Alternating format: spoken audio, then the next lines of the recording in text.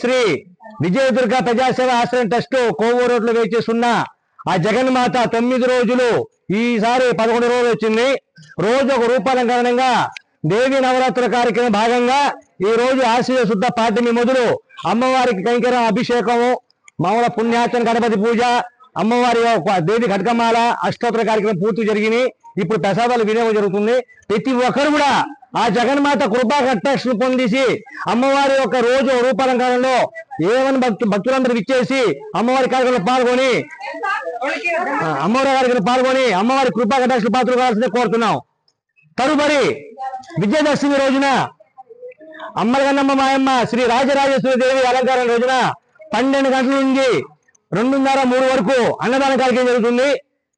అట్నే నగర ఊరేగింపు, అమ్మవారి నగర ఊరేగింపు జరుగుతుంది ప్రత్యేక రోడ్లో, అది వేరే విశేషం.